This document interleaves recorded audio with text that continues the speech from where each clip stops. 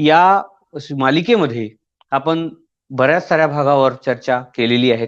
यामध्ये आज आणखी एका महत्त्वाच्या विषयावर आपण चर्चा करणार आहोत, ज्याचं नाव आहे संशोधन पद्धती. विशेषतः संशोधन पद्धती कोणत्या आहेत आणि त्यामधल्या आज आपल्याला ऐतिहासिक आणि वर्णनात्मक संशोधन पद्धतीचा विचार आपण करणार आहोत. तुम्हाला सगळ्यांना कल्पना आहे, तुम्ही बऱ्याच लोकांनी नेट परीक्षा दिलेली आहे, सेट परीक्षा दिलेली आहे, पेट परीक्षा दिलेली आहे, काही लोकांनी एमफिल केलेलं आहे.